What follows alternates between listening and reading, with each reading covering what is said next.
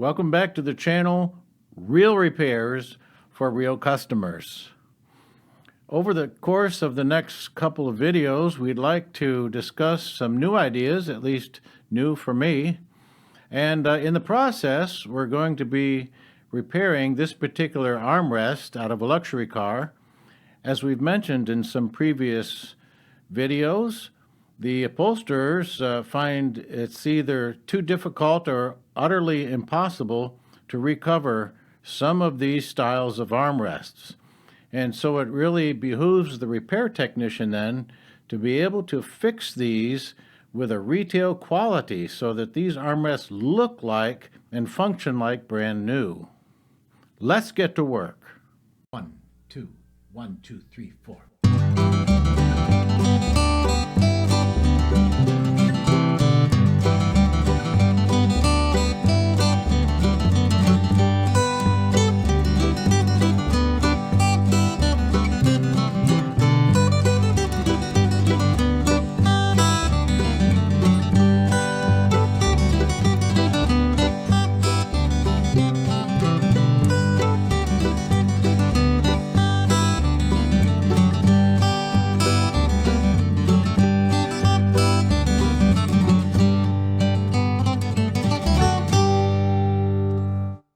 And before we get started, you might have noticed we took a little time off.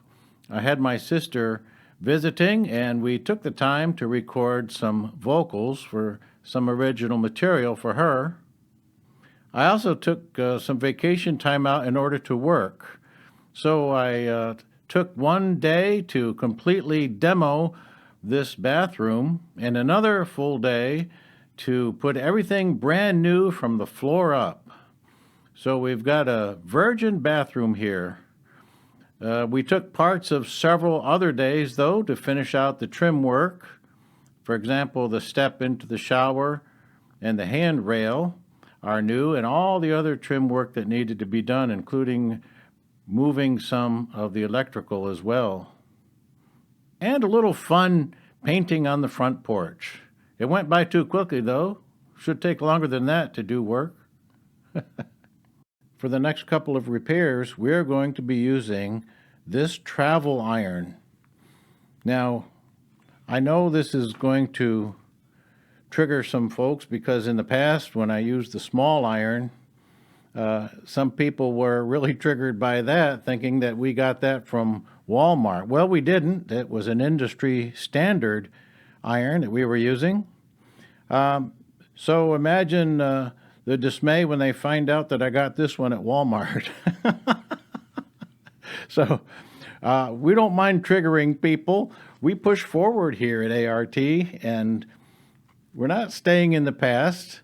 I know that there have been a lot of irons people have used in the past. That's fine. All those irons, don't worry. I've used them all. I was probably using these irons before most of you were born. I have a museum of irons. I'm fully aware. Okay. There are some properties of this iron. I jotted them down so I wouldn't forget to mention them to you. And the properties that make this particular iron the iron of today, I think. Now, this one, by the way, has been discontinued. Okay. And we'll talk about that in a minute. But similar irons like this can be used to great effect. And one of the main benefits that I've found out of this iron is that it heats up instantly. I mean, almost instantly, it's ready to go.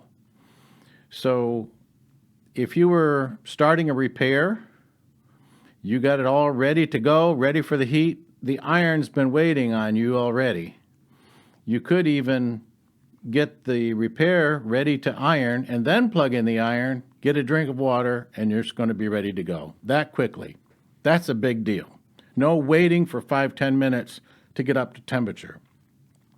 And speaking of getting up to temperature, the modern electronics in the iron mean that the thermostatic control is very effective. So once you know what temperature setting you want, you're there right away. And it maintains that exact temperature. Now, in some of the irons, most all the irons that we've used in the past. It takes a while for them to get all warmed up, and then just at the right time we use it, and then if we use it beyond that time, the iron is too hot already. So in our repair, we can be either too little on the heat and it's not cured, or we can overheat it and burn the repair. So there's no problem with that with this iron, provided we don't leave it on there in excessive time. So I really like that about the modern electronics in this particular iron.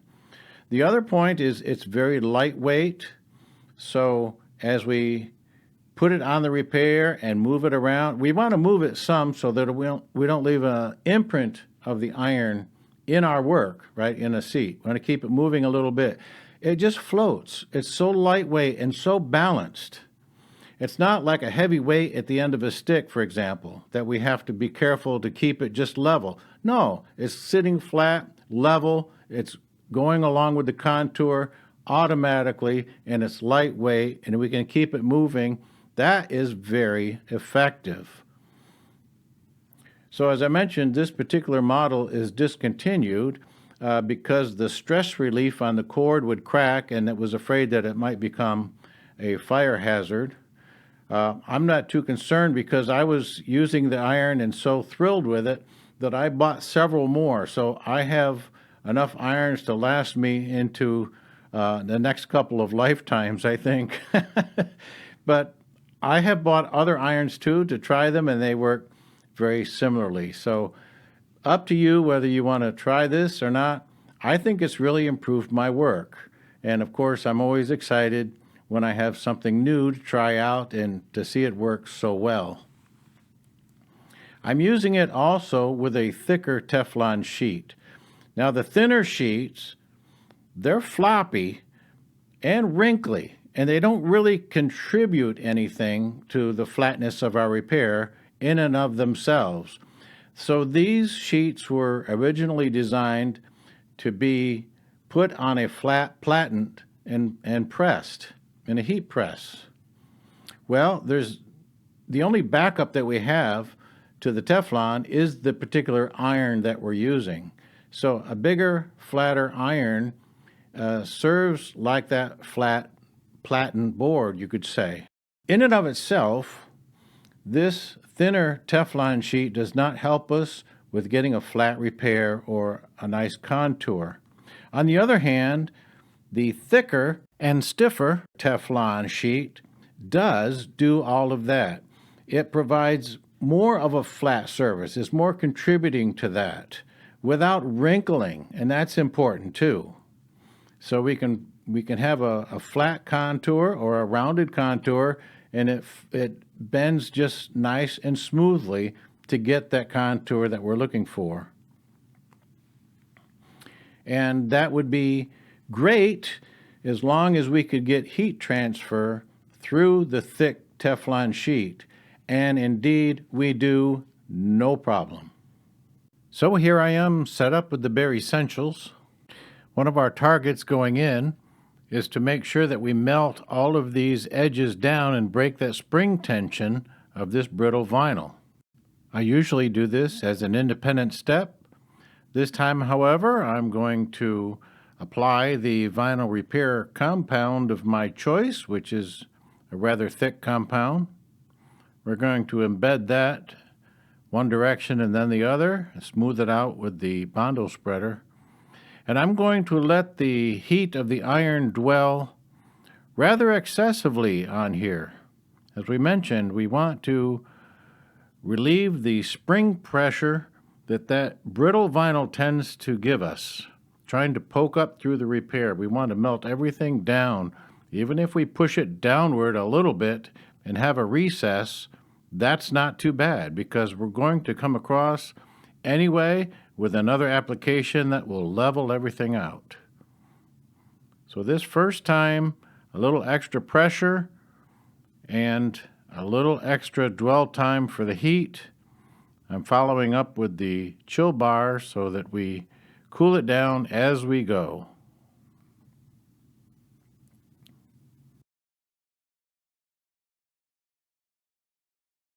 And I'm always in the habit of peeling the Teflon back gradually to make sure we're cured, and there was no really doubt in my mind that we were.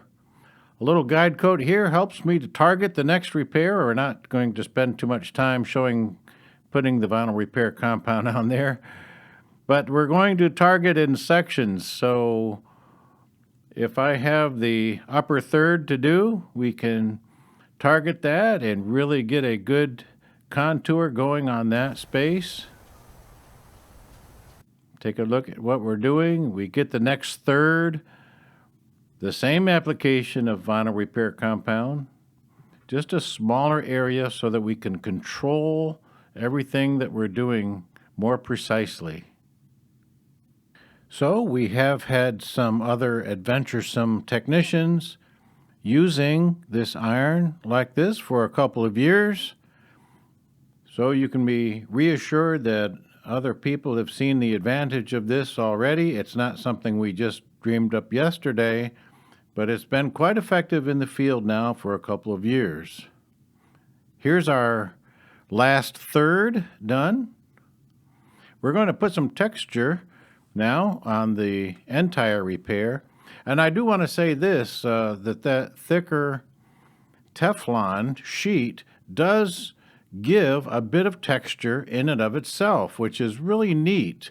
There are occasions, especially I think like on center consoles, where I'll use just the Teflon texture and spray over it. It's amazing how it can match up to some other textures quite well. But generally, this is the approach here, to go ahead and put a spray texture over top of the entire piece to blend everything in nicely.